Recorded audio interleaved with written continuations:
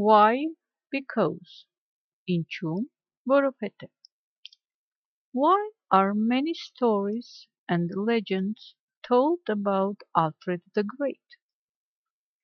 Ինչու են շատ պատմություններ ու լեգենդներ պատմվում Alfred Մեծի մասին?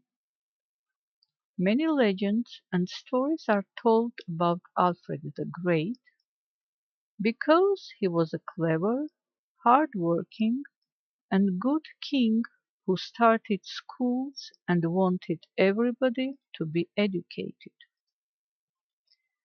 Շատ լեգենդներ ու պատմություններ են պատմվում Ալֆրեդ Մեծի մասին, որովհետև նա խելացի, աշխատասեր ու լավ թագավոր էր, ով հիմնեց դպրոցներ և ուզում էր, որ ամենքը կրթված լինեն.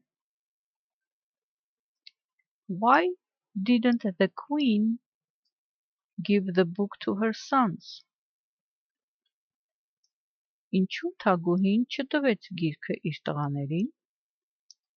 The queen wanted her sons to be educated men, so she said that she would give the book as a prize to one of them who would learn to read the first.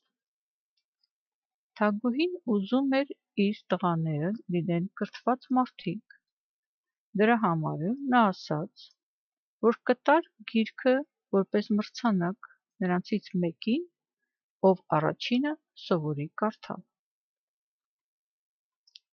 Why was Alfred able to claim his prize? Ինչու Ալֆրեդը կարողացավ պահանջել իր մրցանակը? Alfred went to a priest and asked him to be his teacher. Ալֆրեդը գնաց մի հոգևորականի մոտ և խնդրեց նրան դառնալ իր ուսուցիչը. Then he worked hard and soon he was able to claim his prize. Հետո նա շատ աշխատեց և շուտով ի վիճակի էր պահանջել իր մրցանակը. Why did Alfred encourage people to study in schools? Ինչու էր Ալֆրեդը քաջալերում մարդկանց սովորել դպրոցներում? He understood that the knowledge is more valuable than force.